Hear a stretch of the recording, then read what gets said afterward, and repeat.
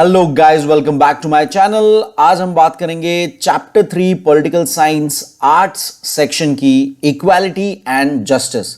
Last chapter हमने देखा था लिबर्टी एंड राइट्स। बहुत ही स्ट्रॉन्ग चैप्टर था, बहुत ही इंपॉर्टेंट चैप्टर था। अगेन उसी सीक्वेंस में हमारा चैप्टर नेक्स्ट चैप्टर आता है इक्वालिटी एंड जस्टिस। बहुत ही स्ट्रॉन्ग वर्ड्स है, बहुत ही वेरिड इसके मीनिंग्स अलग अलग निकलते हैं, डेफिनेशंस निकलते हैं, जो अलग अलग पर्सपेक्टिव्स लोगों के उसके अगेंस्ट थे, उसके लिए थे, वो सारा हम इस चैप्टर में देखेंगे।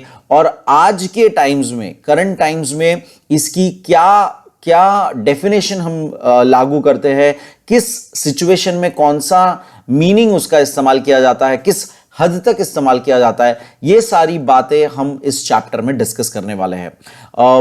बहुत सारे अलग अलग फिलोसोफर्स के, थिंकर्स के, जो अलग अलग इकोनॉमिस्ट थे, कोई पॉलिटिक्स में थे, ये सारे ऑथर्स भी थे साथ ही साथ। इन सबके अलग अलग पॉइंट ऑफ व्यू हमें देखने मिलेंगे इस पर्टिकुलर चैप्टर में। तो उनके नाम, उनके रिलेटेड डिटेल्स, बुक, अगर बुक की नाम मेंशन्ड है तो बुक की नाम, या उनके पर्सनल कोट्स, ये सारे आप चीजें लिखते जाइएगा पॉज करके वीडियो को, तभी के तभी टेक्स्ट बुक कॉपी साथ में ओपन करते हुए उसको उतना पार्ट रीड करते हुए मार्क करते जाइएगा, लिखते जाइएगा। That is the way you should study. So before directly diving into the chapter, I have मैंने एक इमेज देखा है, I have searched out an image on Google. बहुत ही प्यारा इमेज है, तो हम पहले उस इमेज को डिस्कस करेंगे एंड उसके बाद हम एक्चुअल चैप्टर पूरा स्टार्ट करेंगे। So let's see that image first. Okay, so I am directly sharing this image from the site. So I hope this is visible now, clear visible है आपको ये। So now the image क्या बता रहा है, तो पहले तो एकदम आप देख रहे हैं लेफ्ट कॉर्नर, इनइक्वालिटी वाला पार्ट देखेंगे। द ट्री, जो आपको एक ट्री यहां पे बताया हुआ है, वो बेंड है, थोड़ा सा वो टेढ़ा है, ओके, जिसके वजह से हम बता रहे हैं कि एक साइड, लेफ्ट साइड पे जो है, जिसकी तरफ फ्रूट गिर रहा है, उसको ज्यादा वहां पर फायदा हुआ और राइट साइड की तरफ नहीं हुआ। ये हम बता रहे हैं इनइक्वालिटी, कि यहां पर इनइक्वालिटी हो रही है। Okay, unequal access to opportunity, यानी कि अपॉर्चुनिटी जिस तरफ टेढ़ा है उस तरफ साइड पे ज्यादा है, ऐसा वो बता रहा है। That is inequality. उसके बाद नीचे की तरफ हम देखेंगे इक्वालिटी मतलब क्या होती है। इक्वालिटी मतलब हम लोगों को इक्वल समझते हैं, हम लोगों के लिए कुछ इक्वल करना चाहते हैं, यानी कि हम उनको कुछ भी चीज जो उनकी अपॉर्चुनिटी लॉस्ट हुई है उसके लिए कुछ इक्वल प्रोवाइड कर रहे हैं यहां पर। तो evenly distributed tools and assistance, तो हमने दोनों को सेम साइज का, सेम हाइट का लैडर दिया हुआ है, सेम साइज का हमने लैडर दिया हुआ है। लेकिन सिंस हमारा ट्री ही टेढ़ा था, बेंड था, झाड़ ही टेढ़ा था, फिर भी इसमें फायदा राइट साइड वाले को नहीं हुआ, लेफ्ट साइड वाले को ही हुआ है। सो दैट इज इक्वालिटी होने के बावजूद यहां पर यह हुआ है। There comes the concept of equity, जो हम लोग करते हैं हमारे नॉर्मल लाइफ में भी। जब हम कहते हैं रिजर्वेशंस हम देते हैं, रिजर्वेशंस हमें क्यों देना पड़ता है, तो इक्विटी कंसेप्ट उसको बताती है। इक्विटी में अब देखिए, जिसको जो ज्यादा पीछे है उसको आगे लाने के लिए, अपॉर्चुनिटी वाइज लाने के लिए हमने उसके लिए कुछ एक्स्ट्रा किया। तो इक्विटी वाला पार्ट इमेज देखिए, उसके अंदर पहले तो हमने कस्टम टूल्स यानी कि कस्टम मेड, यानी कि जैसा रिक्वायरमेंट है पर्टिकुलर पर्सन को, उस हिसाब से चेंजेस करना। Custom tools that identify and address inequality. तो यहां पर सिंस राइट साइड वाले को थोड़ा सा एक्स्ट्रा चाहिए था, एक्स्ट्रा में हेल्प देनी पड़ी चाहिए, तो हमने उसको एक लैडर थोड़ा सा बड़ा वाला दिया हुआ है। तो यहां पर आप ऐसा नहीं कह सकते हो कि एक को बड़ा लैडर क्यों, छोटा लैडर क्यों, इक्वालिटी वाला कंसेप्ट नहीं। तो equity is the more correct answer to everything. अब आ जाता है वेरी इंपॉर्टेंट जस्टिस। जस्टिस क्या होती है? Justice is first of all a quality, एक क्वालिटी है जस्ट होने की। जस्ट होना यानी कि राइट होना, हमेशा राइटेस्ट होना, मोरली राइट होना, यानी वो अपने खुद के बारे में बात कर रहा है। Rather justice is something to be done and to be given out. Okay, तो ये अपने मोरल्स की बात कर रहा है कि how you are justifying a situation. तो यहां पर जस्टिस के अंदर हमारे टर्म्स में, इकोनॉमिक पॉलिटिकल टर्म्स में, नेशन टर्म्स में हम उसको कैसे बात करेंगे? Justice is fixing the system, अपना जो सिस्टम है उसी को सही कर दो, जो गलत है उसको सही करो, तो हम बोलेंगे जस्टिस हुआ। Fixing the system to offer equal access to both tools and opportunities, तो अपॉर्चुनिटी टूल्स सेम हो जाएंगे। तो उन्होंने फिक्सिंग द सिस्टम का इमेज कैसे बताया? जो टेढ़ा हमारा झाड़ था, जो बेंड था, उसी को तुम सीधा कर दो, उसी को सीधा करो। उन्होंने बताया हुआ है कि उन्होंने रोप वगैरह लगा के ट्री को ही सीधा कर दिया। तो वहां पर अब देखो लैडर इक्वल है, लैडर इक्वल है। तो तुम जब अगर सिस्टम ही ठीक कर दोगे, जस्टिस यानी जस्ट कर दोगे, राइटेस्ट कर दोगे, राइट कर दोगे सिस्टम को ही, तो अपने आप सारे लोग इक्वालिटी के अंडर आ जाएंगे। तो ये बहुत ही स्ट्रॉन्ग इमेज मुझे मिल गया, मैं जस्ट सर्च कर रहा था, तो बहुत ही प्यारा सा इमेज है जिसमें आपको बहुत इजीली ये कंसेप्ट क्लियर हो जाएगा। ये एग्जाम्पल की तरह आप इसको लिख सकते हो, इसको पूरा आप फॉर्म कर सकते हो, और इसके बेस पे आप अपने खुद के एग्जाम्पल्स भी और सोच सकते हो। Okay, so that was a very important एक आई ओपनर कि बहुत बार इक्वालिटी, इक्विटी, जस्टिस, ये सारे वर्ड्स को हम लोग इंटरचेंजेबली यूज करते हैं, जो कि रॉन्ग है। ऐसा नहीं होना चाहिए। ये बहुत बारीक बारीक से जो डिफरेंस है जिसके वजह से उनके और इंपॉर्टेंस बढ़ जाती है, वो इस इमेज में हमने देख लिया। Now will talk about the chapter, बहुत important. Let's start equality and justice, chapter number 3 of your political science arts section का। In this chapter, we will study the concepts of equality and justice. We will study the meaning of equality in the context of equality before law, political equality, principle of equality of opportunity. We will also study the types of equality. Similarly, we will try to understand concepts of legal justice, natural justice and social justice. तो उन्होंने एक simple से एक छोटे से paragraph में हमें बता दिया कि टॉपिक क्या क्या कवर होने वाले हैं। डायरेक्टली टॉपिक्स पे आ जाते हैं। पहला टॉपिक हम कवर करेंगे equality. Equality is an important value in human society. Equality does not mean uniformity. तो इक्वालिटी का मतलब यूनिफॉर्मिटी नहीं होता है।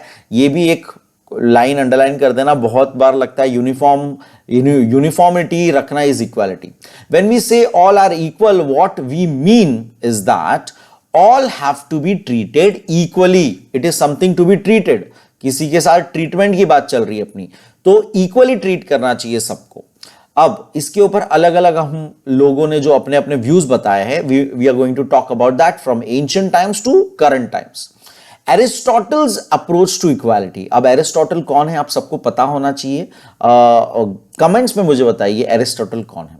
Aristotle's approach to equality had a narrow scope. अब इनका जो उस वक्त, उस जमाने में जब वो थे, ग्रीस पीरियड की टाइम की बात करें तो जब वो थे तब के हिसाब से उनका जो अप्रोच था इक्वालिटी के लिए बहुत ही नैरो था, जो आज की ब्रॉड सोसाइटी को एक्सेप्टेबल नहीं है। In modern times the meaning of equality has broadened. जैसे कि मैंने अभी आपको बताया कि आज का जो टाइम्स है चेंज हो चुका है, तो उस जमाने का नैरो स्कोप वाला इक्वालिटी आज की तारीख में वैलिड नहीं है। Empathy, tolerance, self respect are the aspects that are included in the understanding of equality. Equality को समझने के लिए हमें अब एम्पैथी, टॉलरेंस, सेल्फ रिस्पेक्ट, ये सारी चीजें पता होनी चाहिए। एम्पैथी का मतलब होता है जब आप सामने वाले का दर्द समझ सको, उसकी कंडीशंस अपने ऊपर लागू करके समझ सको और उसके तरफ आप दया भाव दिखाओ, उसे एम्पैथी कहते हैं। टॉलरेंस का मतलब होता है कि जब आप किसी के बिहेवियर को लेकर, किसी के आपके साथ किसी भी तरह का जो सिचुएशन क्रिएट हो रहा है उसमें आप अपना पेशेंस लूज ना करें, उसको कहते हैं टॉलरेशन, टॉलरेट करना। बहुत बार हम ये वर्ड सुनते हैं कि आई एम टॉलरेटिंग यू, लेकिन आपको समझना है टॉलरेंस का भी एक लिमिट होना चाहिए। ये मैं एक इन जनरल बात फिलहाल कर रहा हूं। सेल्फ रिस्पेक्ट, तो अच्छा हुआ नेक्स्ट वर्ड सेल्फ रिस्पेक्ट ही है, तो अब दोनों को लिंक कर देंगे। सेल्फ रिस्पेक्ट यानी कि खुद का अपना जो सेल्फ, अपना जो रिस्पेक्ट है, अपना जो खुद का इंडिविजुअल कैरेक्टर है, वो कभी दूसरों के लिए कम नहीं करना चाहिए। अपना अपना सेल्फ रिस्पेक्ट सबसे ऊपर होना चाहिए। उसमें हम थोड़ा सा ईगो फैक्टर लाते हैं सेल्फ रिस्पेक्ट के अंदर, तभी जाकर लोग उसको समझते हैं। इस चीज को कई बार लोग सेल्फिश होना भी कहते हैं, which is okay. Self love, self respect is more important than tolerating wrong kind of people. Okay, so ये थोड़ा सा याद रखिएगा। इन जनरल ये हम बात कर रहे हैं। Coming back to our topic, hence equality has a moral and collective dimension. आज की तारीख में इक्वालिटी का एक बहुत ही मोरल कंसेप्ट, मोरल मतलब आप रैशनली उस चीज को बहुत ही क्लियरली मोरली उसको समझना है कि इक्वालिटी क्या है, और एक कलेक्टिव डायमेंशन है, बहुत सारी चीजों से लिंक हो चुकी है, एक कलेक्शन में उसको समझना है। In addition today equality is also looked as at a political goal, और उसको हम एक पॉलिटिकल गोल की तरह भी पढ़ते हैं। Okay, there are various types of inequalities in the world. दुनिया में अलग अलग तरह की इनइक्वालिटीज हमें देखने मिलती है। There exist natural and manmade equalities. तो सबसे पहले तो डाइवर्सिफिकेशन, पहला आप ट्री चार्ट बनाना स्टार्ट कर लीजिए। पहला उन्होंने डिस्टिंक्शन कर दिया, हमारे पास नेचुरल और मैनमेड इनइक्वालिटीज है। इनइक्वालिटीज के दो type, natural inequalities, manmade inequalities. Let's read about that. Natural inequalities include difference in colour, height, talent, physical strength, genetics etcetera. So जो नेचर नेचुरली हुआ है, जो गॉड गिफ्टेड हुआ है, जो भगवान ने किया, किसी की हाइट फिक्स है, वो हाइट को हम चेंज कर नहीं सकते because it's genetics. Physical strength, कुछ लोग कितना भी कर ले वो उनका स्ट्रेंथ उतना लिमिटेड ही होगा, राइट। सो और कलर, टैलेंट, ये सारी चीजें जो है वो नेचुरली है, उसको हम चेंज नहीं कर सकते हैं। तो ये क्या है, ये गॉड ने सबको अपने अपने हिसाब से बनाया, मालिक ने अपने अपने हिसाब से सबको बनाया हुआ है। तो ये एक तरह से हम बोलेंगे नेचुरल इनइक्वालिटी। सब लोग सेम नहीं है, not everyone is equal, right. तो ये चीज यहां पे हम बात कर रहे हैं फिजिकली। मैनमेड इनइक्वालिटीज, अब मैनमेड यानी हमारे थ्रू, हमारे सिस्टम के थ्रू, हमारे पूरे वजह से, ह्यूमंस की वजह से क्या क्रिएट हुआ है, हमने क्या क्रिएट किया inequalities. Manmade inequalities are created on the basis of caste, हमने कास्टिज्म बनाया। मनी, कौन ज्यादा कमा रहा है, कौन कम है, सो ये रिच पुअर वाला बात यहां पे चल रहा है। रिलीजन, हमने रिलीजन के थ्रू इनइक्वालिटीज क्रिएट कर दी है। It is accepted that individuals have different abilities, capabilities and attitudes. अब ये बहुत ही कॉमन सेंस की बात है, और आपको भी अगर ये क्लियर नहीं है तो आपको भी ये बात ये जहन में डालनी है और उसको एक्सेप्ट करनी है कि हर इंडिविजुअल की एबिलिटी अलग अलग होती है, कैपेबिलिटीज अलग होती है, और सबकी एक एटीट्यूड अलग होती है। However, individuals should be given equal opportunities to develop their skills and talents. लेकिन हमारा पूरा मुद्दा है उनको इक्वल अपॉर्चुनिटी दो, दोनों को इक्वल अपॉर्चुनिटी दो। यहां पर मैं चाहूंगा कि आप याद रखें कि यहां पर जो इमेज में हमने देखा, दोनों को हमने इक्वल लैडर दिया था, इक्वल हाइट का लैडर दिया था, अपॉर्चुनिटी हमने दोनों को दी थी सेम। तो यहां पर इक्वालिटी की बात ये आती है कि हमें अपॉर्चुनिटी दोनों को सेम देना है। भले सामने वाले के अंदर कैसी भी कैपेबिलिटीज अलग अलग होने दो, हमें उन्हें सेम अपॉर्चुनिटी प्रोवाइड करनी है। There should be equality in social, political, economic system of the society. तो ये हर हमारे डायमेंशन जो सोसाइटी के अलग अलग है, पॉलिटिकल, सोशल, इकोनॉमिक, ये हमेशा हम साथ में पढ़ते हैं। इसके अंदर सब क्षेत्र में इक्वालिटी होनी चाहिए। The concepts of liberty and justice are judged on the basis of equality. और जो हमने लास्ट चैप्टर में लिबर्टी कंसेप्ट पढ़ा था और इस चैप्टर में जस्टिस पढ़ेंगे, उसको हम इक्वालिटी के बेसिस पर ही जज करते हैं। जैसे कि हमने इमेज में अगेन देखा था कि जस्टिस होने पर दोनों के पास इक्वल लैडर थे। ओके, तो जस्टिस, इक्वालिटी साथ साथ चलती है, इसीलिए चैप्टर भी हम साथ साथ पढ़ रहे हैं। हिस्ट्री ऑफ इक्वालिटी, हाँ, therefore equality is a rational concept। तो ये भी बात मैंने बताई कि रैशनली, यानी कि ये बहुत ही रैशनल कंसेप्ट है जो सबको यूनिवर्सली, कोई भी रैशनल माइंड को समझना चाहिए। लॉजिकल कंसेप्ट है बहुत ही ज्यादा, कि ये ओवरऑल सबके जहन में रैशनली होना चाहिए, ये कोई इरैशनल बात नहीं है। Okay, history of equality. In political philosophy, the idea of equality has been studied since Greek times। तो हमने देखा ही था स्टार्टिंग में एरिस्टोटल नाम आ चुका था, तो वो कह रहे कि ग्रीक टाइम से हम इसके बारे में पॉलिटिकल वाइज इक्वालिटी को पढ़ते आ रहे हैं।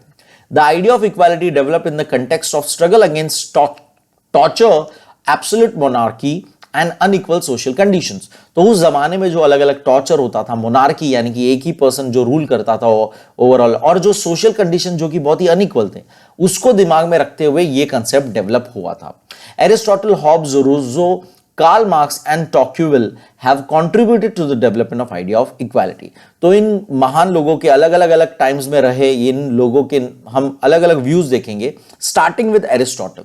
Aristotle had propounded the idea of equality in the ancient Greek city state system। तो उन्होंने, एरिस्टोटल ने अपने जमाने में ग्रीक सिटी में जब वो थे वहां पर उन्होंने एक इक्वालिटी की आइडिया दी थी। क्या थी वो idea? His idea of equality was confined to the citizens of the city state। तो सबसे पहले तो बता रहा है कि उसकी जो आइडिया थी इक्वालिटी की, वो सिर्फ उसके उतने ही क्षेत्र, उतने ही सिटी स्टेट, उसके ही जगह पर वैलिड थी, हर जगह हर तरफ वैलिड नहीं थी। इसलिए पहले ही उनको हमने इंट्रोडक्शन में पढ़ लिया, बहुत ही नैरो स्कोप था, उसका स्कोप बहुत ही नैरो था। His idea of equality developed with reference to the ruler and the ruled। तो जो रूलर था और जो जिसके ऊपर वो रूल करता था, उसको दिमाग में रख के ये आइडिया उसने अपना बताया था। He considered them naturally unequal on the basis of their inequalities in intellectual and administrative abilities। तो हमने ऑलरेडी पढ़ लिया कि नेचुरली इनइक्वालिटी क्या क्या क्या है। तो लोग इंटेलेक्चुअली सब सेम नहीं होते हैं, लोगों की एबिलिटीज काम करने की सेम नहीं होती है। तो उसने उसी बेसिस पर यहां पर बात की थी कि सब लोग नेचुरली अनइक्वल होते हैं। इन एथेंस, जहां पर वो थे ग्रीस में, the term citizens excluded foreigners, slaves and women. तो अब ये बहुत इंपॉर्टेंट बात है, नैरोस्कोप क्यों कहा गया था? एक और रीजन हमें पता पड़ता है कि एरिस्टोटल की जो कंसेप्ट थी इक्वालिटी की, उसके अंदर उसने सिटीजन्स की इक्वालिटी की बात की थी। तो सिटीजन जब वर्ड यूज होता है एक उनके ग्रीक सिटी स्टेट में, तो सिटीजन्स में कौन लोग नहीं आते हैं? एक्सक्लूडेड। एक्सक्लूडेड मतलब कौन लोग नहीं आते हैं? फॉरेनर्स, यानी वहां पे बाहर से जो भी था, एथेंस के बाहर से जो भी था, वो लोग काउंट नहीं होते। इसका मीनिंग क्या हुआ? इसका मीनिंग ये हुआ उनके साथ इक्वालिटी नहीं होगी। दूसरे कौन नहीं होते? स्लेव्स। उस जमाने में स्लेव कल्चर था, तो स्लेव्स लोग भी उसके अंदर इंक्लूड नहीं होते। एंड लास्ट, विमेन लोग इंक्लूड नहीं होते सारे के सारे। सो ये सारी चीजें सिटीजन से बाहर थे। इट मींस इन सबके साथ इनइक्वालिटी होती थी, अनजस्टिस होता था। इसीलिए एरिस्टोटल के कंसेप्ट को नैरो कहा है, क्योंकि आज हम ऐसा नहीं कर सकते हैं। Aristotle tried to reduce inequality through the idea of constitution. Aristotle ने कोशिश की इनइक्वालिटी को कम करने की, कैसे? कॉन्स्टिट्यूशन लिखकर। He sought to remove the concept of special status and advocated equality before law. उन्होंने एक अपने कॉन्स्टिट्यूशन में यह लिखवाने की ये किया कि जो लोग हायर पावर पर है उनको कोई एक्स्ट्रा स्पेशल स्टेटस नहीं मिलना चाहिए अगेंस्ट लॉ के सामने सब सेम होने चाहिए। अगर आपने कुछ क्राइम किया, कुछ गलत किया हुआ है जो उस जमाने में उस पर्टिकुलर सिटी स्टेट में रॉन्ग है, तो आपको लीगली आपके साथ वैसा ही ट्रीटमेंट होना चाहिए जैसे एक कोई पुअर या कोई किसी और जो लोअर कैटेगरी का है उनके साथ होना चाहिए। कोई स्पेशल स्टेटस नहीं होना चाहिए। यह बात उन्होंने सारी की थी। In his book the politics he explain the correlation between equality and justice. साथ ही साथ उसमें उन्होंने इक्वालिटी और जस्टिस की बात की थी उसके अंदर। नेक्स्ट हम देखेंगे थॉमस हॉब्स की व्यू देखेंगे। हमने लास्ट चैप्टर्स में भी पहले थॉमस हॉब्स का नाम पढ़ा हुआ है। Thomas Hobbes propounded the idea of natural equality in his book लेविथियन। तो उन्होंने लेविथियन करके किताब लिखी थी जिसके अंदर उन्होंने नेचुरल इक्वालिटी की बात की थी। Hobbes argued that despite having physical and intellectual inequality, all individuals must be treated as equals। तो अगेन थोड़ी सी सेम बात चल रही है कि भले ही फिजिकली और इंटेलेक्चुअली हम लोग सब लोग इनइक्वल हैं, हम लोग सब के अंदर डिफरेंसेस हैं, हम सबके साथ ट्रीटमेंट सेम होना चाहिए, हमारे को ट्रीटमेंट सेम मिलना चाहिए सबको। It is important that every individual has a certain rights as a human being. और यहां पर एक और बात आप बोल रहे हैं कि हर एक इंसान को, ऊपर हर एक इंसान नहीं था, विमेन, फॉरेनर्स ये सब एक्सक्लूडेड थे, यहां पर एक कह रहा है हर एक इंसान को just because he and she is a human being, उसको एक सर्टेन राइट्स मिलते हैं, वो सबको होना चाहिए। The government can not take away this rights. और गवर्नमेंट ये ह्यूमन हमारे से राइट्स ले नहीं सकती है just because we are human. This was his idea of natural equality. तो हॉब्स की कंसेप्ट ऑफ इक्वालिटी थोड़ी सी वाइड हो जाती है कंपेयर टू एरिस्टोटल। उन्होंने थोड़ा सा वाइडर कंसेप्ट बता दिया कि एज ह्यूमन आपके साथ कोई कुछ चीजें हैं फिक्स, जिसे हम अपने ह्यूमन राइट्स कहते हैं, वो आपसे कोई छीन सकता नहीं है, नॉट इवन गवर्नमेंट। नेक्स्ट हम पढ़ेंगे Rousseau. Rousseau has analysed natural and man-made inequalities. The idea of pleasure grew in society. This led to man dominating others. It is the feeling of greed that gave rise to the concept of property and the concept of division of labor. तो अब Rousseau ने पहले तो study किया inequality और natural inequalities को, और पूरा ओवरऑल उन्होंने मैनमेड इनइक्वालिटीज को स्टडी करते हुए, एनालाइज करते हुए ये बताया कि लोग बड़े ही ग्रीडी हो चुके हैं। जैसे जैसे सोसाइटी बढ़ते जा रही है, सिविलाइजेशंस होते जा रहा था, लोग एक दूसरे के ऊपर हावी होना चाहते हैं क्योंकि वो ग्रीडी हो चुके हैं। उनको ज्यादा चीजें अपने नाम की करनी है, प्रॉपर्टीज बनानी है, पैसा कमाना है, पैसा बनाना है अपने नाम का। सो ये चीज की वजह से डिवीजन ऑफ लेबर वाला कंसेप्ट आ चुका है कि झाड़ू वाले का बेटा झाड़ू ही करता रहेगा और वो लोग उसी कैटेगरी में रहेंगे। ये सारा चीज आ चुका है। It is a concept of private property and division of labour that led to the exploitation of the people. और इस चीज से क्या हो गया, लोगों का एक्सप्लॉयटेशन चालू हो चुका है, लीडिंग, जिसके वजह से क्या होगी, leading to creation of artificial inequality by the rich class. और ओवरऑल इसका रिजल्ट क्या निकला, एक मैन मेड, आर्टिफिशियल मतलब मैन मेड इनइक्वालिटी एक बन गई सोसाइटी में, rich class and the poor class वाला। Rousseau further argued that inequality is also created due to differences in physical strength and abilities of individuals. तो ये बात तो अब तक तीनों में कॉमन थी, एरिस्टोटल भी मानते थे ये बात, और रूसो भी मानते हैं ये बात, हॉब्स भी मानते थे ये बात, कि हम लोग फिजिकली और इंटेलेक्चुअली हमारी स्ट्रेंथ एबिलिटीज अलग अलग है। He suggested that equality can be brought in through natural law. तो उन्होंने बोला एक नेचुरल लॉ के थ्रू हम लोग सब लोग इक्वालिटी ला सकते हैं। नेक्स्ट हम देखेंगे कार्ल मार्क्स के बारे में। Karl Marx rejected the liberal idea of equality and propounded the socialist idea of equality. तो कार्ल मार्क्स ने पहली बात तो लिबरल आइडिया जो इक्वालिटी की है, ओपन आइडिया, उसको पहले तो रिजेक्ट कर दिया, बोला ये बिल्कुल गलत है, इसकी वजह से रिच पुअर वाला ये सब क्लास बन रहा है, ये सब गलत है। सोशलिस्ट आइडिया वो लेके आ गए, क्योंकि हम सब जानते हैं कार्ल मार्क्स, मार्क्सिज्म का पूरा अलग ही पॉइंट ऑफ व्यू रहा है regarding liberalism. According to him, equality can be achieved through the creation of classless society. यानी ऐसी सोसाइटी जहां पे कोई क्लास डिस्टिंक्शन ना हो, रिच पुअर मिडिल क्लास ये सब ना हो, ऊंच नीच वाली चीजें ना हो, ऐसी सोसाइटी के थ्रू वर्कर क्लास, एम्प्लॉयर्स, ये सब डिस्टिंक्शन हटा दो। Marx gave importance to emancipation of workers from exploitation and equal distribution of means of production. तो मार्क्स ने बोला कि वर्कर्स लोग को आजादी दो, एक्सप्लॉयटेशन से उनको आजादी दो, distribution of means of production उनके साथ इक्वल होना चाहिए। ये इनका पूरा मुद्दा रहा है अपनी लाइफ में। According to him, equality achieved through this would be different from the liberal ideas of equality. उन्होंने कहा कि इसी के थ्रू हम एक अलग तरीके की, सही तरीके की इक्वालिटी अचीव कर पाएंगे। लास्ट हमारे पास है टॉक्यूविल, एक French again politician and author वगैरह रह चुके हैं। ये put forward the idea of equality on the basis of the study of the American war of independence. अब इन्होंने उस टाइम पे जो अमेरिकन वॉर ऑफ इंडिपेंडेंस हो चुकी थी उसको नजर में रखते हुए, इकोनॉमिकल पॉइंट ऑफ व्यू लेते हुए इक्वालिटी आइडिया को पेश किया है। The idea of equality develop in the process of the abolition of the feudal system and the establishment of democracy. तो मेन स्विच क्या था, फ्यूडल सिस्टम जो चल रहा था, लैंड देने का, हम लोग ये हिस्ट्री में भी पढ़ चुके हैं और आपको पहले भी आपने 10th वगैरह में पढ़ा हुआ है। फ्यूडल सिस्टम होता है जिसके अंदर हम लोग ने लैंड, सैलरीज नहीं देते थे, हम लैंड देते थे, लैंड ओनरशिप दिया करते थे, जिसकी वजह से लैंड ओनर्स हो जाते थे। और फिर बाद में चालू हो जाता था कि फार्मर्स वगैरह को रेंटल पे काम कराओ और पूरा फायदा पूरा तुम ही कमाओ, ये वाला सिस्टम चालू हो जाता, जिससे पूरा overall distribution of resources wrong हो जाता है। तो इसको हटाना था, फ्यूडल सिस्टम हटाना था और एस्टैब्लिशमेंट ऑफ डेमोक्रेसी लानी थी। इस आइडिया को लेकर उन्होंने इक्वालिटी की बात की।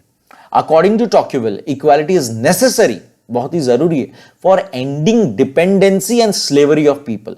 तो जब फ्यूडल सिस्टम था, स्लेवरी सिस्टम चालू हो गया था, क्योंकि तुम मेरे अंडर काम कर रहे हो, तुमको मैं जैसा बोल रहा हूं वैसा ही एकदम स्लेव की तरह रख रहा हूं। और डिपेंडेंसी चालू हो गई, मतलब तुम डिपेंड हो मेरे ऊपर पूरी तरह से।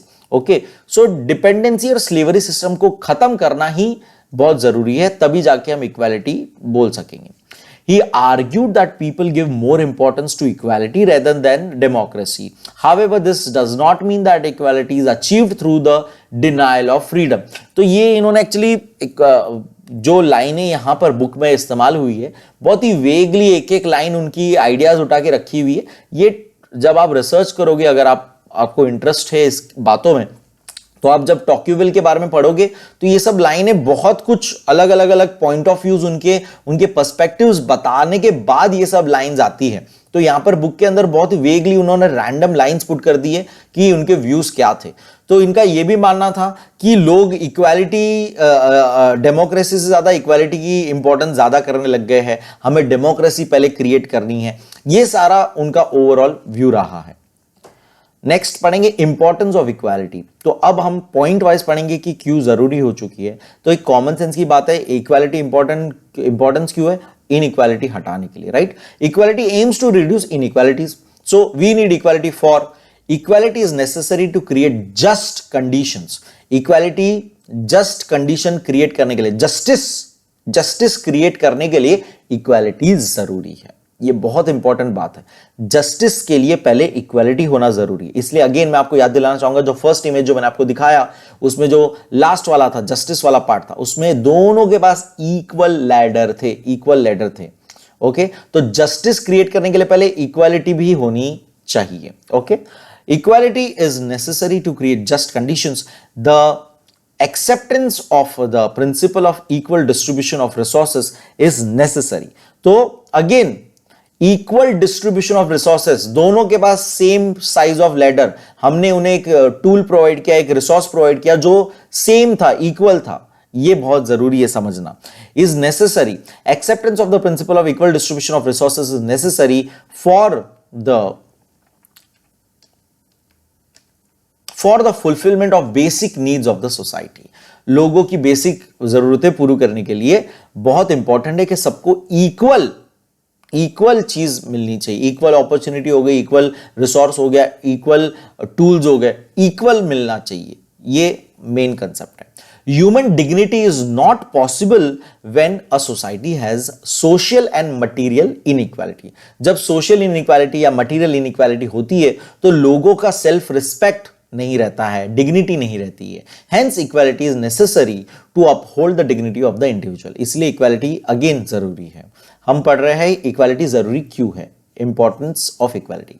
थर्ड पॉइंट है, equality is necessary for mutual respect amongst members of society. The opportunity for development of individuals is possible only when there is respect for each other.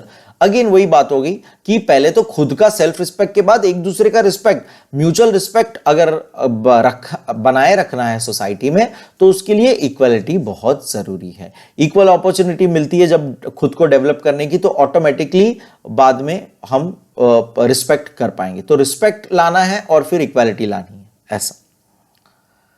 Social equality brings in fraternity, liberty and equality are possible only when there is fraternity. तो social equality से हम पहली बात तो fraternity यानी कि एक तरह से एक same thought of mind of same thought रखने वाला ग्रुप, वैसा ब्रदरहुड भी हम एक तरह से बोल सकते हैं। फ्रेटर्निटी, ब्रदरहुड, एक तरह से हम कम्युनिटी बना के रहने जिसका सेम थॉट प्रोसेस है, हम एक तरह से सही, सब लोग रैशनली, सब लोग सही लॉजिकली सोच रहे हैं, तो ये चीज होती है और ये लिबर्टी और इक्वालिटी के थ्रू ही पॉसिबल है, फ्रेटर्निटी। नेक्स्ट पढ़ेंगे फेसेट्स ऑफ इक्वालिटी, यानी कि फेसेट्स यानी कि अलग अलग साइड्स ऑफ इक्वालिटी। इक्वालिटी के अलग अलग हम डायमेंशंस देखेंगे। Facets of equality are equality before law and equal protection of law. एकदम सिंपल लाइन में हमें पता पड़ जाएगा। Law treats all citizens equally and it is equally applicable to everyone. सबको लॉ इक्वली ट्रीट करता है, उसके सामने कोई बड़ा छोटा, रिच पुअर नहीं है, ऐसा। Rich and poor, strong and weak may not necessarily have the ability to implement this principle. In the Courts, rich and poor, should be judged on equal criterion. Judiciary should not discriminate between black and white or rich and poor. Therefore, it is necessary to accept the principle of equality before law and equal protection of law. इसलिए हम सबको ये principal को मानना है कि law के सामने इक्वालिटी और प्रोटेक्शन ऑफ लॉ, उस लॉ को हमें प्रोटेक्ट भी देना है, इक्वल प्रोटेक्शन भी देना है. सो ये चीज जो है, ये तो हम एरिस्टोटल भी मानते थे कि इक्वालिटी बिफोर लॉ. तो एकदम सिंपल, खुद ही मतलब सेल्फ एक्सप्लेनेटरी पॉइंट्स थे कि अगेंस्ट लॉ कोई ऊपर नहीं है, कानून के आगे कोई नहीं है, एज सिंपल एज दैट. चलो नेक्स्ट, इक्वालिटी ऑफ अपॉर्चुनिटी. तो हमें ये बात भी हम लोग स्टार्टिंग से देख रहे हैं कि इक्वालिटी की जब बात करते हैं तो सबसे इंपॉर्टेंट बात करते हैं अपॉर्चुनिटी की, कि सबको सेम अपॉर्चुनिटी मिलनी चाहिए, सबको सेम तरह की हमें अपॉर्चुनिटी प्रोवाइड करनी चाहिए जो सब लोग अपने आप को बेटर कर सकें.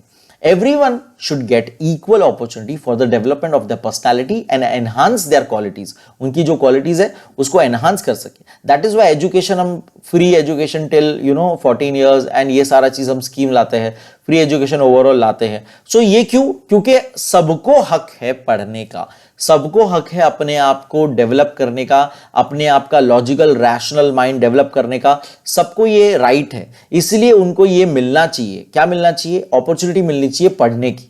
ऐसा deprived sections of population can compete with privileged sections only when there is provision for education and social well-being. तो अब ये कह रहे कि जो एक हमारे समाज में इनइक्वालिटी है, कौन सी इनइक्वालिटी? क्लास बेस्ड इनइक्वालिटी जो है, जो कास्ट बेस्ड इनइक्वालिटी, यानी कि डिप्राइव्ड सेक्शन जो है हमारा, जो पहले से पीछे रहा है कुछ ना कुछ रीजंस की वजह से, तो उनको अगर हमें साथ में लाना है तो एजुकेशन सबके लिए होना चाहिए. Hence equality of opportunity is considered as the base of equality. तो ये बहुत इंपॉर्टेंट लाइन हो गई कि इक्वालिटी का बेस पूरा क्या है? Equality of opportunity. सही अपॉर्चुनिटी आपने दे दी यानी कि आपने इक्वालिटी कर दी. ओके, नेक्स्ट इसमें आता है टाइप्स ऑफ इक्वालिटीज. अलग अलग पढ़ेंगे. 5 टाइप्स ऑफ इक्वालिटीज है हमें यहां पे दिया हुआ, वो पढ़ेंगे हम लोग. सबसे पहले natural equality. Natural equality considers all human beings equal. सबसे पहले तो नेचुरल इक्वालिटी कहता है कि सारे ह्यूमन बींग्स इक्वल है.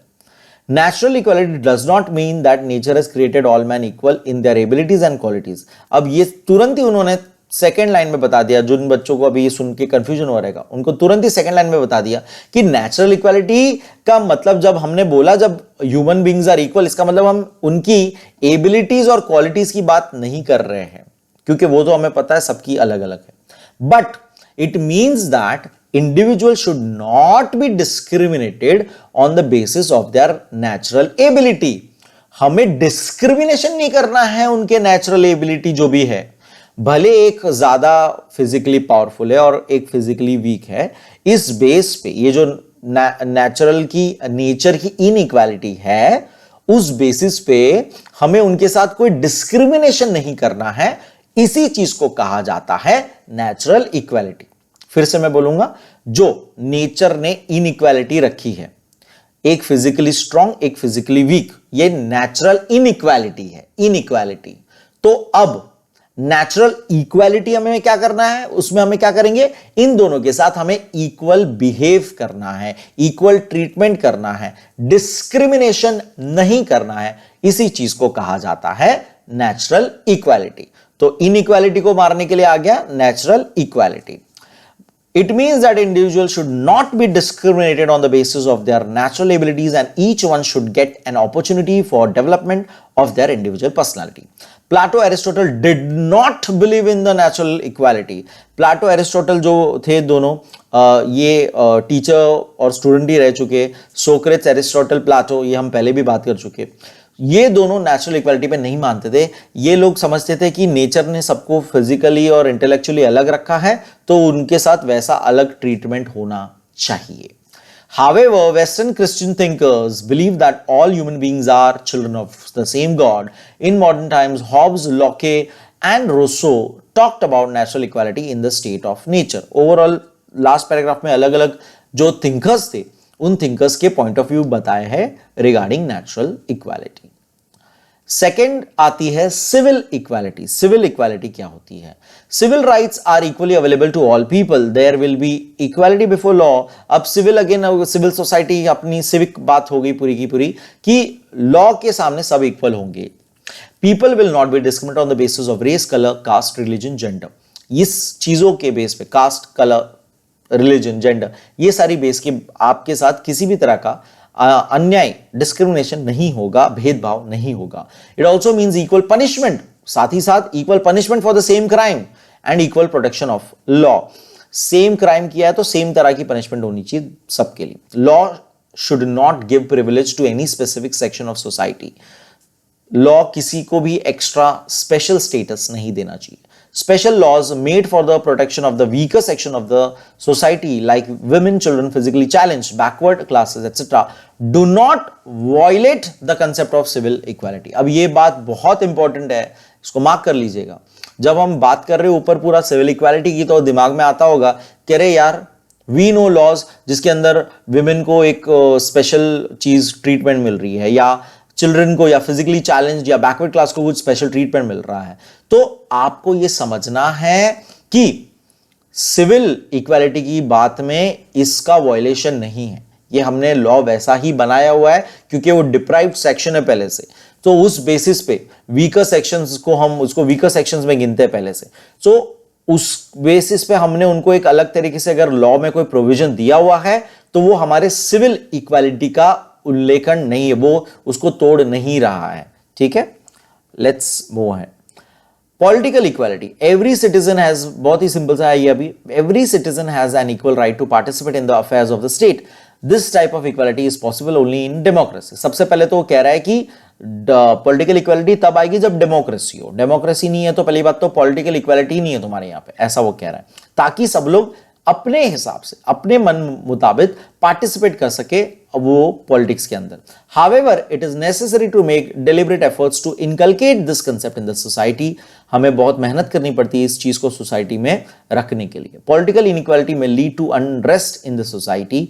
Political equality is based on laws of representation and universal adult franchise, यानी सबको हक है अपने आपको रिप्रेजेंटेटिव घोषित करने का, अपना रिप्रेजेंटेटिव चूज करने का, वोट करने का। ये सारी बात उन्होंने बोली है कि दिस इज कॉल्ड, ये जब चीजें पॉसिबल है जो हमारे यहां पे है, उसे हम कहते हैं पॉलिटिकल इक्वालिटी। नेक्स्ट है इकोनॉमिक इक्वालिटी। इकोनॉमिक इक्वालिटी क्या होती है? Economic equality is the foundation of political equality. तो यानी कि पॉलिटिकल इक्वालिटी होने से पहले एक और चीज होनी चाहिए, इकोनॉमिक इक्वालिटी होनी चाहिए। Economic inequality results into division of society. तो पहली बात तो इनइक्वालिटी से, इकोनॉमिक इनइक्वालिटी अगर है, रिच पुअर वाला चीज है, तो सोसाइटी पूरी डिवाइड हो जाती है। Economic equality means providing equal opportunities to all for one's development, absence of economic exploitation, prevention of concentration of wealth and availability of essential goods and services to everyone। तो इतना पूरा line आप याद कर लिए, मार्क कर लीजिएगा कि इसके अंदर क्या क्या चीज होनी चाहिए और क्या नहीं होना चाहिए। पहले तो सबको अपॉर्चुनिटी सेम होनी चाहिए, सबके लिए प्रोविजन होना चाहिए, यानी कि आपको बोल रहे कि हर जॉब हर तरह के लोगों को अवेलेबल होना चाहिए। जैसे हम रिसेंटली देखते हैं कि ऑटो ड्राइवर्स पहले सिर्फ मेल होते थे, अब आजकल फीमेल ऑटो ड्राइवर्स भी होते हैं, तो यहां पर इक्वल अपॉर्चुनिटी होगी। ऐसा नहीं है कि सिर्फ ऑटो ड्राइवर्स मेल ही होने चाहिए, ट्रक ड्राइवर्स भी फीमेल भी होती है, बस ड्राइवर्स फीमेल्स भी होती है। सो ये हम क्या ला रहे हैं? इक्वालिटी ला रहे हैं पहली बात तो। वैसे हम कह रहे हैं कि इस पर्टिकुलर जॉब में अब ये इकोनॉमिक इक्वालिटी की हो गई क्योंकि ये पैसे से रिलेटेड हो गई, जॉब रिलेटेड बात हो गई है। वैसे यहां पर हमें क्या नहीं होना चाहिए? तो किसी भी तरह का एक्सप्लॉयटेशन नहीं होना चाहिए जिसके थ्रू हम वर्कर्स को एक्सप्लॉयट कर रहे हैं, ज्यादा 12-14 घंटा काम करा के उनको पैसे नहीं दे रहे, इस तरह की चीजें नहीं होनी चाहिए। इसलिए हम कहते हैं एब्सेंस ऑफ इकोनॉमिक एक्सप्लॉयटेशन। तो ये सारा चीज आता है इकोनॉमिक इक्वालिटी के अंदर। According to Harold Laski, equality should be at least regarding essential commodities of life. तो हैरोल्ड ने कहा था कि सबसे बेसिक एसेंशियल जो लाइफ के लिए जरूरी चीजें हैं उसको लेकर तो कम से कम इक्वालिटी होनी चाहिए, एटलीस्ट, यानी कि कम से कम उतनी तो होनी चाहिए लाइफ में सबके कि बेसिक चीजें जो लोगों को रिक्वायर होती है वहां पर इक्वालिटी होनी चाहिए। Ernest Barker believes that the state should give equal right of property to all, but this does not mean that the wealth should be distributed equally. He maintains that everyone has a right to accumulate property according to their ability. Now ये भी again बहुत important बात आ गई, बहुत ही again सबके point of views बहुत ही strong है और थोड़े डिफरेंट करते जा रहे हैं या पूरा मर्ज करते जा रहे हैं। अर्नेस्ट बाकर कहता है कि एक स्टेट यानी गवर्नमेंट, एक कंट्री, एक नेशन को पहली बात तो सबको इक्वल राइट देना चाहिए प्रॉपर्टी का। ऐसा नहीं है कि आप प्रॉपर्टी नहीं खरीद सकते हो, ऐसा नहीं है कि आपको नहीं मिल सकता है। जैसे कुछ कंट्रीज में आप खुद के प्राइवेटली ओन प्रॉपर्टी ले ही नहीं सकते, आपको कंपल्सरीली रेंट ही करना है वहां पर। वैसे वो कह रहा है कि एक स्टेट को सबको राइट देना चाहिए प्रॉपर्टी अपना डेवलप करने का।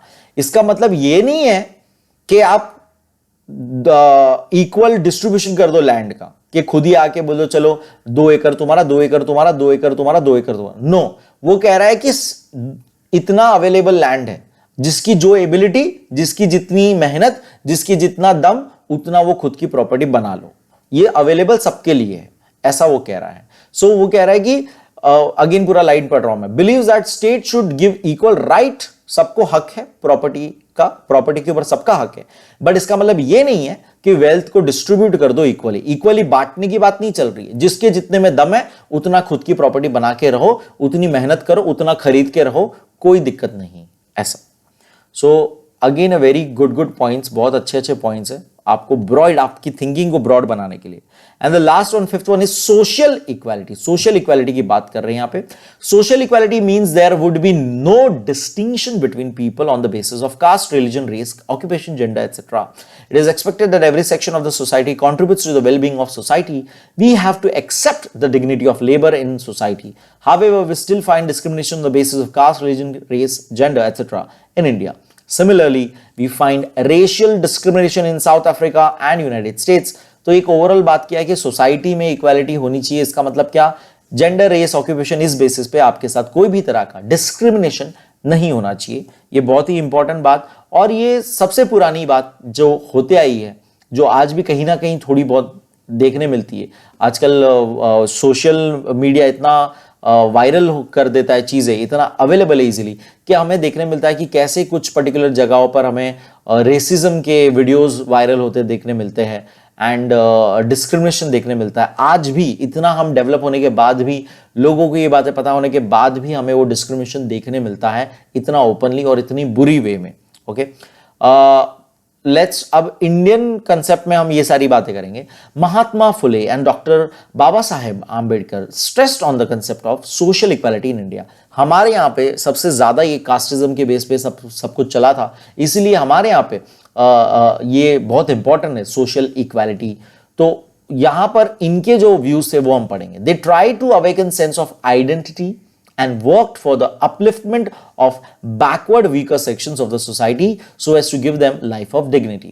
तो जो काम, छोटे काम करते थे, उनको रिस्पेक्ट सोसाइटी में दिलाने के लिए इन्होंने बहुत काम किया है, उन्होंने बहुत कुछ अपना व्यूज दिया हुआ है। It is the responsibility of the state to ensure equal social status and equal rights to all. This is ensured by the state through legislation.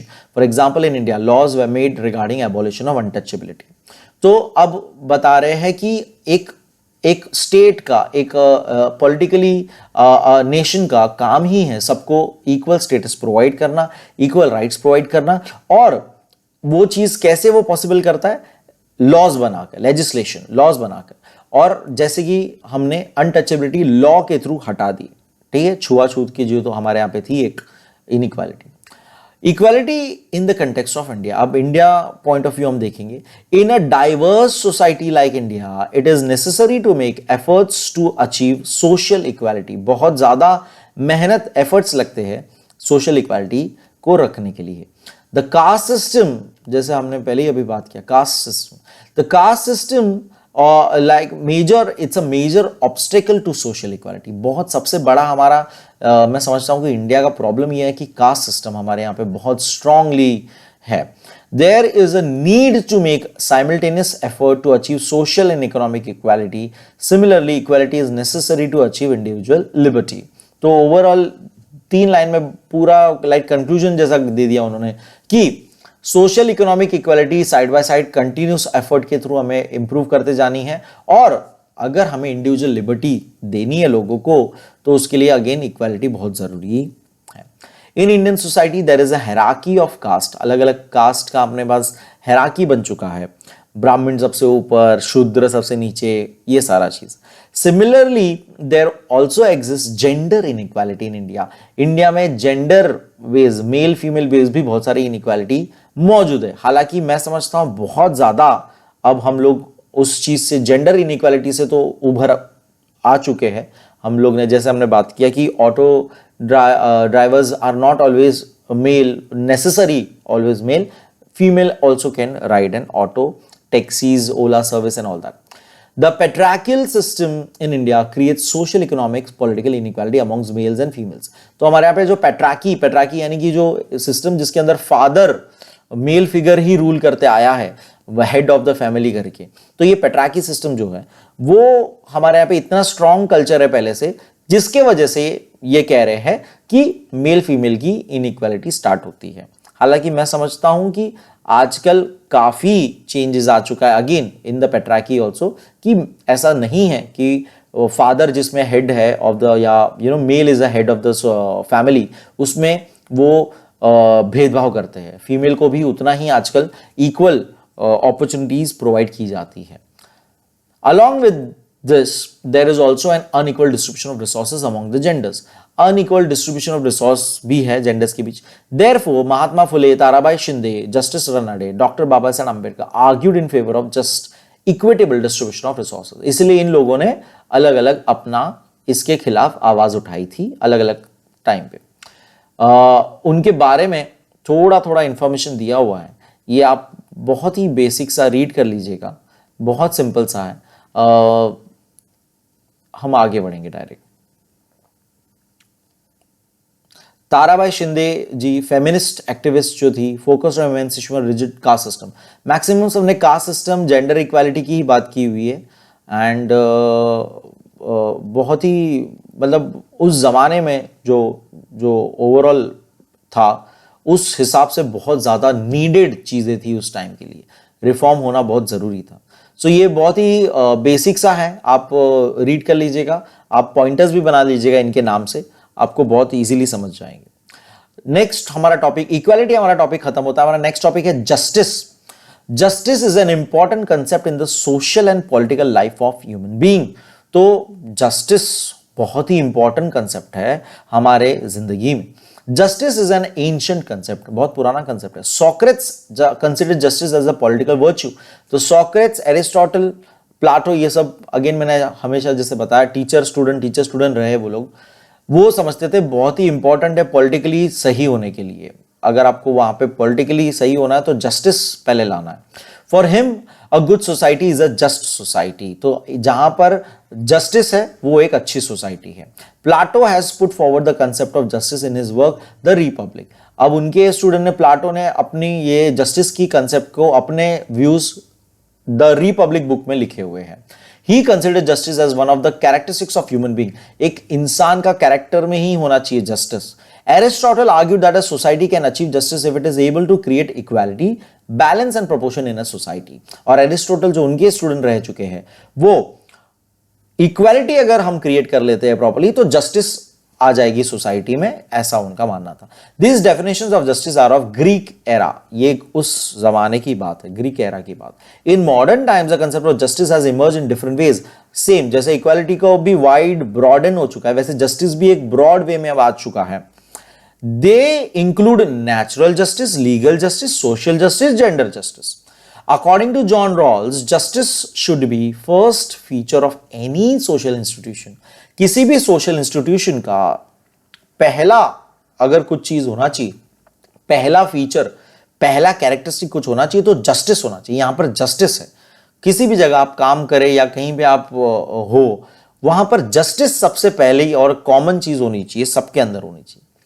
The concept of justice emerges from the actions and the needs of human beings because there is a limitation of available resources. The distribution of resources in terms of who gets what and when is a key aspect of justice. तो justice के अंदर हम main चीज क्या देखते हैं कि resources तो है और वो limited है, उसका distribution किसको कितना मिल रहा है, कब मिल रहा है, ये बात जो है, इस क्वेश्चन को जब हम आंसर करते हैं तब हम जस्टिस की बात करते हैं। नेक्स्ट, टाइप्स ऑफ जस्टिस देखेंगे। Natural justice. The concept of natural justice is linked to the very existence of a human being. A human being is a part of nature, therefore he can intrinsically understand concept of right and wrong, justice and injustice. तो ये कह रहे हैं कि natural justice तो human के साथ जुड़ा हुआ ही है, क्योंकि ह्यूमन नेचर से बना है, नेचुरल मतलब नेचर का ये है ह्यूमन, और इसीलिए वो नेचुरली जानता है, समझता है, उसके अंदर कॉन्साइंस है कि क्या सही है, क्या गलत है, क्या जस्टिस है, क्या अनजस्टिस। ये सब लोग के अंदर एक ये मोरल सेंस अवेलेबल है, नेचुरली अवेलेबल है हमारे अंदर, ह्यूमन रैशनली अवेलेबल है हमारे अंदर। Justice based on the concept of natural justice is universally accepted by all. Ancient Greek and Roman philosophers advocated the concept of natural justice. Since man naturally understands what is right and what is wrong, there is no need to create man-made laws. This is the meaning of natural justice. Natural justice का मतलब होता है कि हम ये समझते हैं कि सारे लोग नेचर के थ्रू ही बने हैं, and since all are humans, सबको इतनी कॉमन सेंस, कंसाइंस, कॉन्शियसली ये पता है कि क्या सही है, क्या गलत है, क्या जस्ट बिहेवियर है, क्या अनजस्ट बिहेवियर है, ये हम सब जानते हैं। इसीलिए कोई अलग से हमें लॉज की जरूरत नहीं है, कोई हमें पकड़ के छड़ी दिखाए और बोले कि नहीं ऐसा मत करना, गलत है, हमें ये जरूरत नहीं है। ऐसा व्यू होल्ड करना इज कॉल्ड नेचुरल जस्टिस। हालांकि ये हम सब जानते हैं, इतना हम सबको पता है, फिर भी ऐसा नहीं है। It means there are some irrational people in the world, there are some evil people in the world, there are some disheartened people in the world, there are some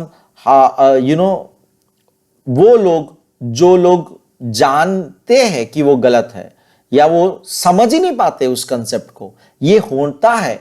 इसीलिए हमें लॉ की जरूरत पड़ती है। इट मींस नेचुरल जस्टिस का concept बहुत ही छोटा है। नेचुरल जस्टिस वाली चीज हम रियलिटी में नहीं देखते हैं। एक नोबल वर्ल्ड में ऐसा हमें देखने मिलेगा जो कि पॉसिबल नहीं है। लीगल जस्टिस, इसीलिए आ जाता है लीगल जस्टिस, हमें लॉस की जरूरत है। Legal justice is the application of the abstract concept of justice through the implementation of law. John Austin considered law as a means of establishment justice as well as a means of to suppress injustice. तो John Austin ने बहुत अच्छी बात की, हमें laws क्यों चाहिए, हमें जस्टिस को मेंटेन रखने के लिए, एस्टैब्लिश करने के लिए कि yes this has to be done, और दूसरी तरफ इनजस्टिस को रोकने के लिए, suppress the injustice. Justice is a precondition to law, as without it law will only be a means to suppress people. तो कह रहा है कि लॉज बनने ही चाहिए लोगों को जस्टिस दिलाने के लिए। अगर जस्टिस नहीं दिला पा रहा है लॉ, तो इसका मतलब लॉ भी सिर्फ लोगों को सप्रेस करने के लिए बना है, कोई सेंस नहीं बनता है लॉ का। तो justice is the precondition to law. Do you know में legal justice includes following. Legal justice के बारे में बहुत प्यारे से पॉइंट्स है, ये जरूर पढ़ लीजिएगा। लीगल जस्टिस जो हमने अभी देखा।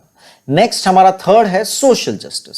Social justice means the equitable distribution of goods and services on the principle of equality.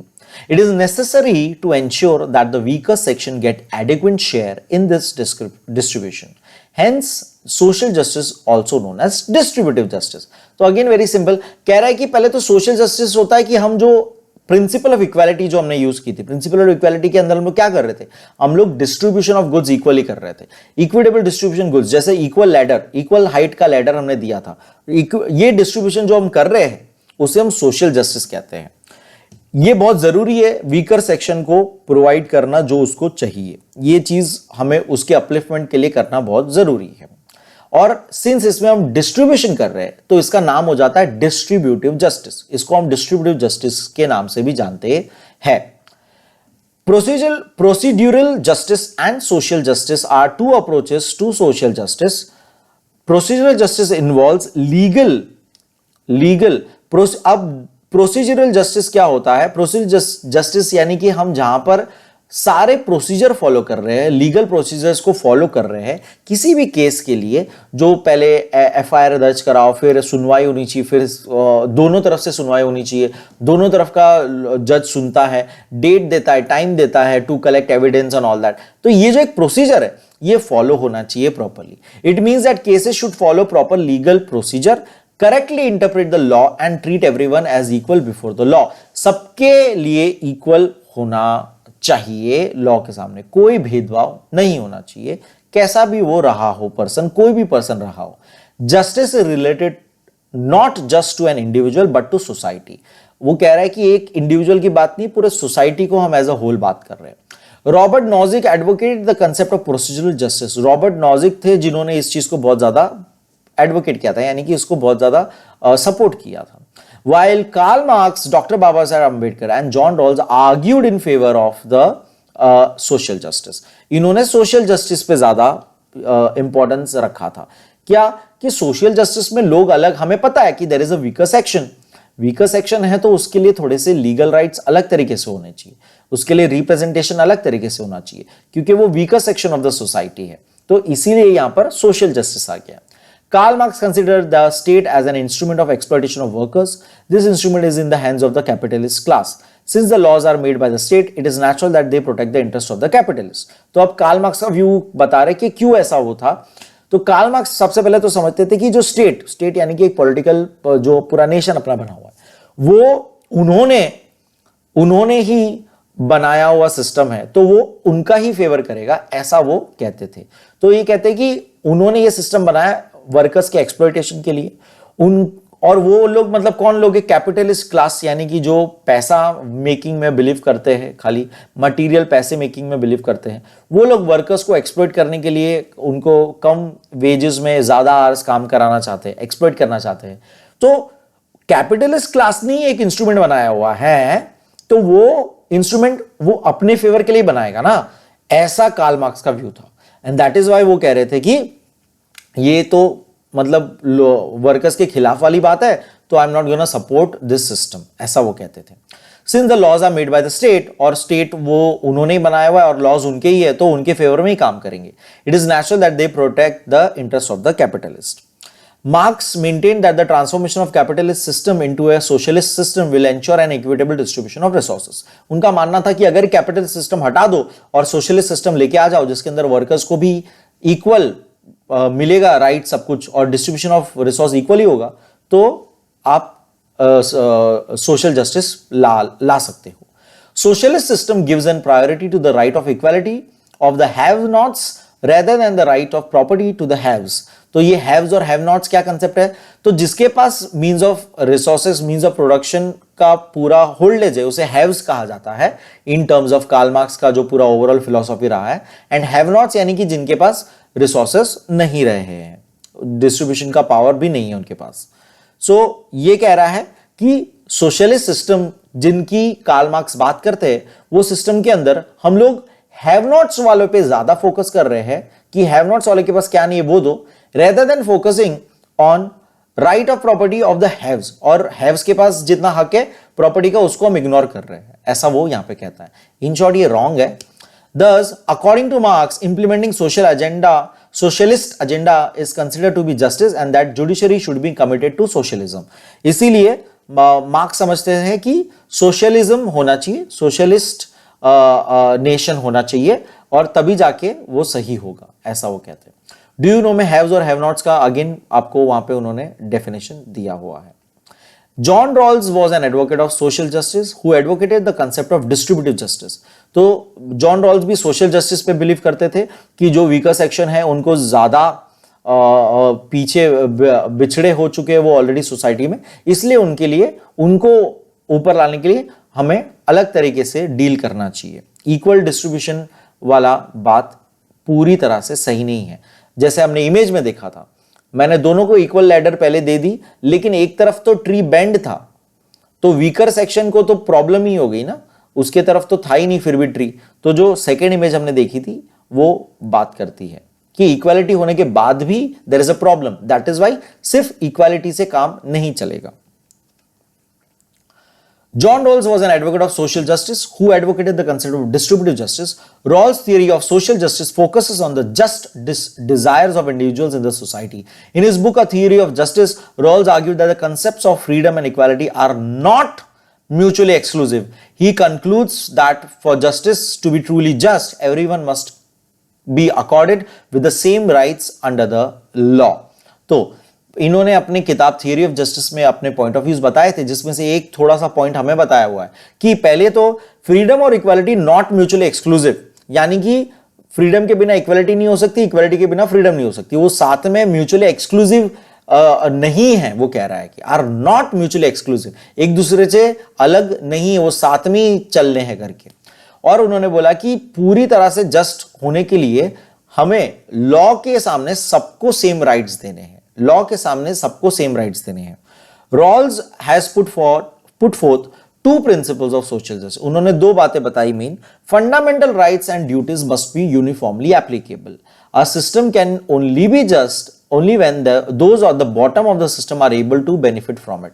तो हम एक सिस्टम को तभी जस्ट बोल सकते हैं जब लोअर, सबसे नीचे में जो आते हैं सिस्टम में, उनको भी उतना ही बेनिफिट मिले जो अपर वालों को मिल रहा है। तो यूनिफॉर्म एप्लीकेबल होना चाहिए राइट्स एंड ड्यूटीज का। सेकेंड ये कहते हैं there must be equality of opportunity for all the public offices that are available. This is Rawls concept of fairness. और सबको इक्वल अपॉर्चुनिटी मिलनी चाहिए ओवरऑल, ये उनका मेन कंसेप्ट है। अगेन हम देखेंगे थोड़ा सा Indian concept of justice. There exist different kinds of inequalities in India, such as those created through caste system, patriarchal system, etc. Dr. Babasaheb Ambedkar argued that justice would be achieved when the structure and values associated with this system will change. Similarly, he related the concept of justice to the concept of distribution of resources. The Constitution of India ensures justice through both procedural justice and social justice. This is achieved through educational and economic development of economically backward classes. This is implemented through the following policies. तो doctor Baba Saheb Ambedkar हम सब जानते हैं, इन्होंने बहुत important weaker section को ऊपर लाने के लिए बहुत इंपॉर्टेंट काम किया था एंड कॉन्स्टिट्यूशन फॉर्मेशन में बहुत इंपॉर्टेंट रोल निभाया था। तो ये भी कहते हैं कि हमें बहुत ही इंपॉर्टेंटली डिस्ट्रीब्यूशन ऑफ रिसोर्सेज का ध्यान रखना है, और ये दोनों चीज को समझते हैं। प्रोसीजरल जस्टिस तो होना ही चाहिए, यानी कि प्रोसीजर तो फॉलो होना ही चाहिए, साथ ही साथ हमें सोशल जस्टिस का भी ध्यान रखना है कि वीकर सेक्शन वालों को प्रोसीजर के अंदर हमें इग्नोर नहीं कर देना है, उनको भी हमें ज्यादा चाहिए तो ज्यादा हेल्प आउट करना है, ऐसा वो कह रहे हैं। तो ऐसा कैसे पॉसिबल है, इसीलिए उन्होंने बनाया था पॉलिसी ऑफ रिजर्वेशन। रिजर्वेशन इसीलिए ताकि वीकर सेक्शंस को हम पहले से थोड़ा उनका जो हक है वो दिला सके पहले से। And granting of scholarship grants उनको किसी भी तरह से प्रोवाइड कर सके, मॉनेटरी हेल्प हो सके किसी भी तरह से, जिसमें उनको हम डेवलप कर सके, उनकी वेल बीइंग पर्सनालिटी डेवलप करा सके, एजुकेशन वाइज हेल्प कर सके। That is through granting scholarships, loans, health services for the weaker section of the society. And the third is eradication of unjust social and economic practices which exploit backward classes. और साथ ही साथ जैसे untouchability मिटा दी हमने, वैसे और जो भी कुछ अनजस्ट चीज चल रही है सोसाइटी में, जो अब तक प्रैक्टिस में है, उस चीजों को हटा दो जो भी बैकवर्ड क्लासेस के साथ हो रहा है। It would be worthwhile to note what Dr. Babasaheb Ambedkar said in his reply to the debate on the adoption of the Indian Constitution. He said, अब ये उनके कोट है पूरे के पूरा जो उन्होंने बोला था जब उन्होंने इंडियन कॉन्स्टिट्यूशन को बनाया था, फ्रेम किया था। If we wish to maintain democracy not merely in form but also in fact, what must we do? The first thing in my judgment we must do is to hold fast to constitutional methods of achieving our social and economic objectives. He further said that we must make our political democracy a social democracy as well. Political democracy cannot last unless there lies at the base of it social democracy. What does social democracy mean? It means, ये बहुत line important है, mark कर लेना, it means a way of life which recognizes liberty, equality and fraternity as principles of life. तो उन्होंने कहा कि अगर किसी सोसाइटी में आपको पहले तो लिबर्टी, इक्वालिटी और फ्रेटर्निटी आप अगर लेके आ जाते हो तो वहां पर होगी सोशल डेमोक्रेसी, और सोशल डेमोक्रेसी के बाद ही पॉलिटिकल डेमोक्रेसी पॉसिबल है, और उसके बाद ही एक प्रॉपर एक सोसाइटी, एक प्रॉपर नेशन वर्क कर सकता है और ओवरऑल डेमोक्रेसी मेंटेन रह सकती है। तो ये उनके पॉइंट्स थे। बहुत प्यारा सा, बहुत स्ट्रॉन्ग, बहुत इंपॉर्टेंट चैप्टर था। Justice, equality are the basic values of state. बहुत ही इंपॉर्टेंट है ये, एंड आई होप आपको चैप्टर समझ में आया, आई होप आपको मजा आया, एंड अपना जितना आप रिसर्च करना चाहो रिगार्डिंग दिस टॉपिक्स, जितना करोगे उतना बेटर होगा। कभी कभार थोड़ा हम एक्स्ट्रा सेल्फ रिसर्च जब करते हैं तो ज़्यादा और कंसेप्ट हमें समझ आते हैं, ज़्यादा वो कंसेप्ट हमें क्लियर होते जाते हैं। आई होप, मैं बहुत ही थोड़ा डिफिकल्ट टॉपिक था समझाने के लिए, आई होप मैंने जस्टिफाई किया है अपना explanations, and that's it. Keep learning guys, keep sharing, keep smiling. Thank you so much, bye.